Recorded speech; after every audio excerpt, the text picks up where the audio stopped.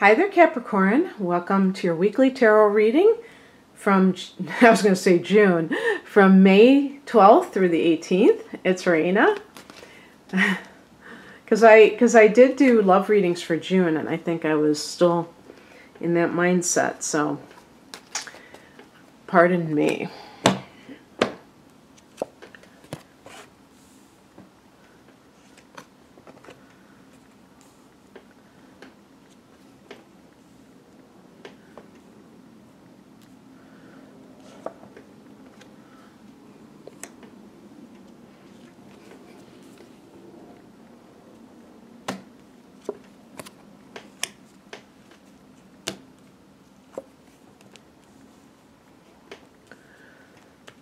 All right.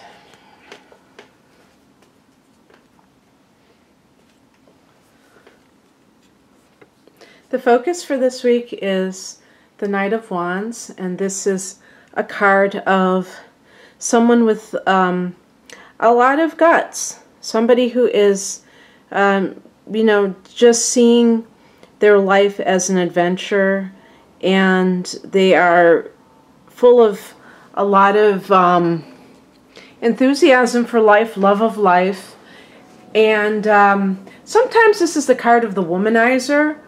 So this can be a person, I shouldn't say it always has to be that, but somebody who, I always say a good time Charlie, but somebody who is maybe has commitment issues.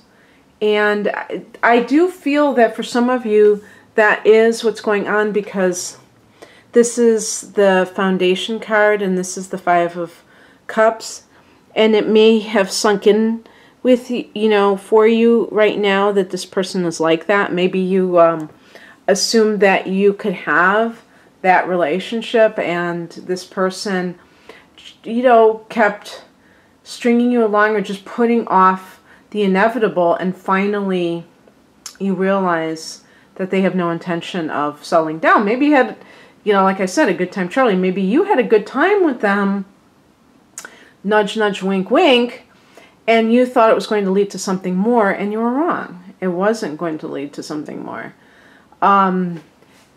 The card that crosses you is represented by the Queen of Wands, and this could be someone who is maybe the mother of his, if this Knight of Wands is a male, which usually the court cards are connecting to the gender. This is this person's spouse or the mother of their child, and this person's coming in between the two of you. But I don't like to say that, because it's not about that. I mean, that person also has their own issues, which is why they are engaging in this kind of behavior in the first place. Now this, I could see a workplace situation where this is going on, where if you are the Queen of Wands, you have kind of overstepped your boundary. I don't know. I mean, you could be the Knight of Wands too. I mean, it depends on the individual. These are fiery energies. And with the Knight of Wands especially, because it's a double masculine energy, if you are the Knight of Wands, Capricorn, then you have suddenly, I have to say this, grown a set where you are not going to allow somebody to kind of bully you. This would be a female supervisor who is totally a drama queen and into her ego, and she may be somebody who's been throwing her weight around that she doesn't need to do so. And something has happened that maybe, like, you were promised a promotion and she didn't deliver, and you are ready to walk. But before that, you may inquire into whether or not there's some kind of legal recourse in all of this. I just did another reading where there was like some similar themes, so I don't know. But the higher message is the Judgment card, and basically this card is about, karma being a female dog. And karma has a way of evening the playing field, so to speak. You know, in other words, you don't have to do anything, and it's not about revenge or anything.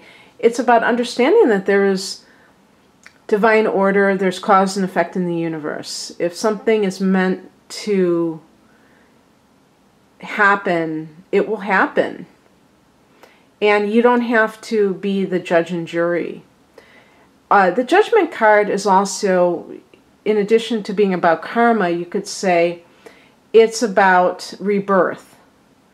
And with Pluto being in your sign, Capricorn, this has been a theme for you now for the last 10 years. But it might have started heating up in recent years, depending on what degree of Capricorn you have. Right now, I don't really know. It's probably around the 21 degree mark or something along those lines. Very slow moving. We have another 5 years or so of this energy. And so you have been tested in the last 10 years. And really, it's not so much a test. It's more like things have been happening that have shaped you greatly. And this is continuing. If you have been feeling down about a relationship that hasn't gone the way that you wanted it to go, just realize that you have played a role in it too. You know, who you choose to be your partner is important. And maybe you thought you had a relationship that was not seen in the same light by the other party. And that happens, you know. It doesn't make you a fool. It doesn't mean that necessarily the other person's a bad person. Maybe you were delusional. I don't mean to put it that way, but you know what I mean. Maybe you just were kind of smitten with somebody and you weren't like really paying attention to the signs.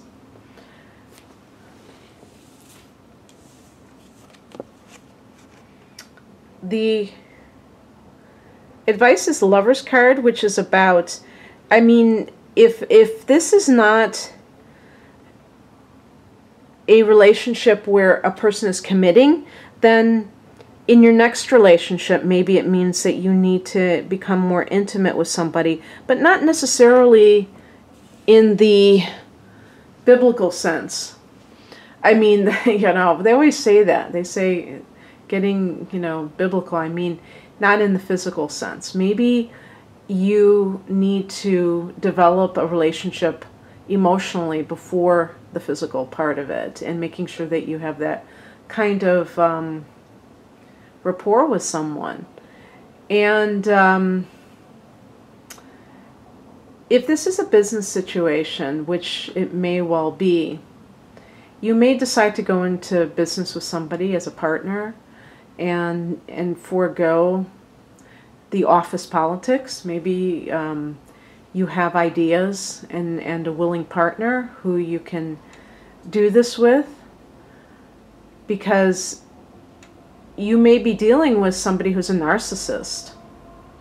And this person is all about themselves and even uses drama in order to manipulate, in order to intimidate.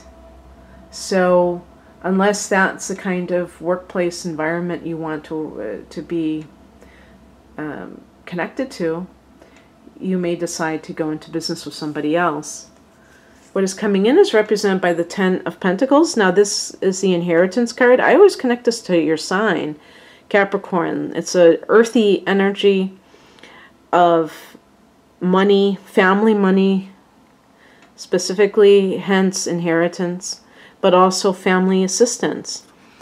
And maybe you're going into business with a family member as a partner. This could be family help in the form of money that's given to you, either to start a business or just to